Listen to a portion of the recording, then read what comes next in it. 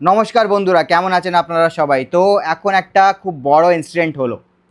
Prime minister Narendra Modi আর বাংলাদেশের prime minister Sheikh Hasina ji, এদের দুইজনের মধ্যে একটা মিটিং হলো। Sheikh Hasina Narendra Modi third term prime minister বানার পরে ফার্স্ট টাইম ইন্ডিয়াতে এলো প্রাইম মিনিস্টার সঙ্গে মিটিং করতে। এই মিটিংটা খুব বেশি ইম্পর্টেন্ট ছিল ইন্ডিয়া আর বাংলাদেশের রিলেশনের জন্য আর ওয়েস্ট বেঙ্গলের জন্য, তাই বলে আমি এই ভিডিওটা বানাচ্ছি। 10খানা এগ্রিমেন্টে সাইন হয়েছে ইন্ডিয়া আর বাংলাদেশের মধ্যিখানে, আর এই 10টা এগ্রিমেন্টের মধ্যে ওয়েস্ট বেঙ্গলের অনেক বড় রোল আছে। আর যেটা সবথেকে বড় এগ্রিমেন্ট হয়েছে সেটা হয়েছে তিস্তা নদী নিয়ে।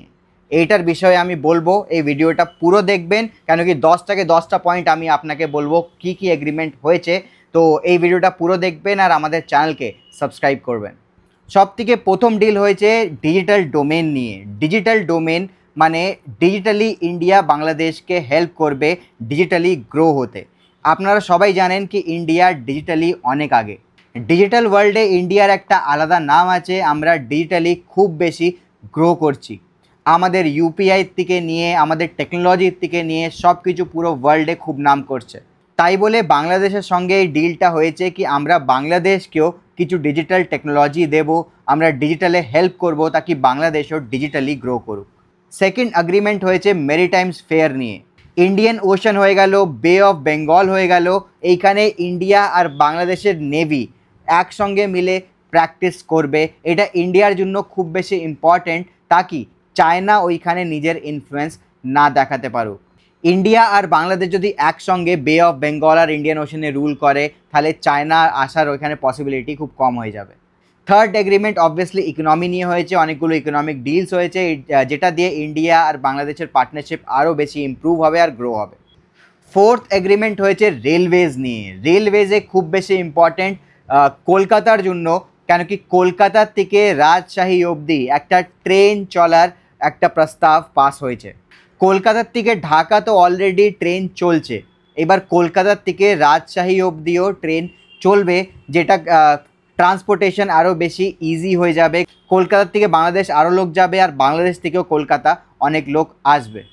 তাছাড়া কলকাতার থেকে বাংলাদেশ অবধি মালগাড়িও চালানো হবে, যেটা দিয়ে গুডসের ট্রান্সপোর্টেশন আর ইকোনমিতে অনেক বেশি লাভ হবে ওয়েস্ট বেঙ্গলেরও আর বাংলাদেশেরও।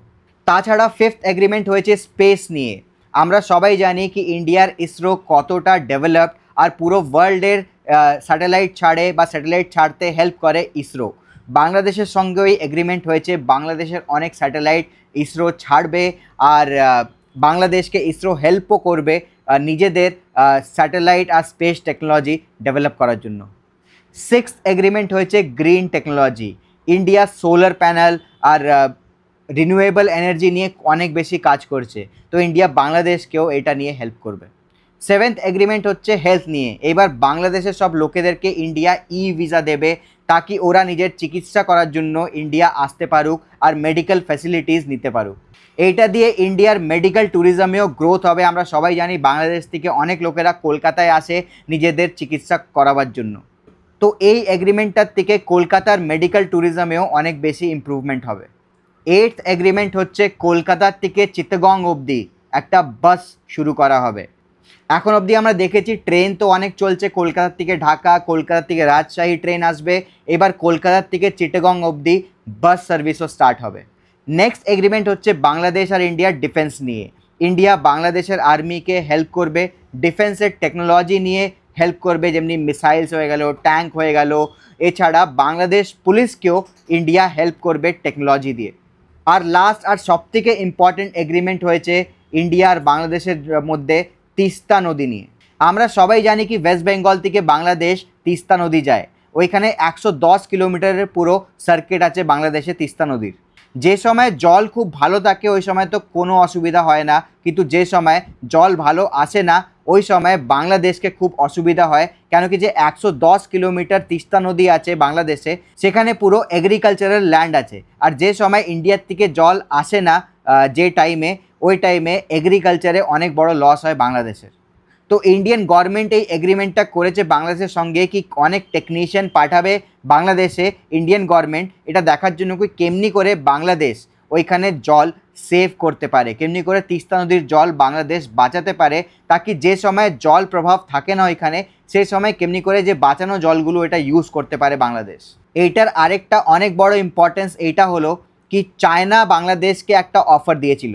চায়না বলেছিল কি তিস্তা নদীর জল সেভ করার টেকনোলজি আমরা তোমাকে দেব, আমরা পুরো হেল্প করব কেমনি করে তিস্তা নদীর জল বাঁচাবে, সেটার জন্য খালি $1 বিলিয়ন লাগবে। আর এইটার জন্য শেখ হাসিনাজি নেক্সট মান্থ চায়না যাচ্ছে ডিল করার জন্য, কিন্তু তার আগে ইন্ডিয়া এই ডিলটা করে নিয়েছে বাংলাদেশের সঙ্গে। যদি চায়না এই ডিলটা পেয়ে যেত তো পুরো বাংলাদেশে আর ইন্ডিয়ার যে চিকেন নেক আছে সেখানে চায়নার ইনফ্লুয়েন্স অনেক বেশি বেড়ে যেত। তো যদি ইন্ডিয়া বাংলাদেশকে তিস্তা নদীর সলিউশন দিতে পারে তাহলে ইন্ডিয়ার ইনফ্লুয়েন্স আরও বেশি বেড়ে যাবে বাংলাদেশে, আর চায়নার ইনফ্লুয়েন্স কম হয়ে যাবে। তো এইটা ছিল বাংলাদেশের প্রাইম মিনিস্টার শেখ হাসিনা আর ইন্ডিয়ার প্রাইম মিনিস্টার নরেন্দ্র মোদী মধ্যখানে 10টা এগ্রিমেন্ট। আপনাকে এই ভিডিওটা কেমন লাগলো নিচে কমেন্ট বক্সে নিশ্চয়ই লিখবেন। আরও এমনি ওয়েস্ট বেঙ্গলের গ্রোথের বিষয়ে ভিডিও দেখার জন্য আমাদের সাবস্ক্রাইব করুন। জয় হিন্দ।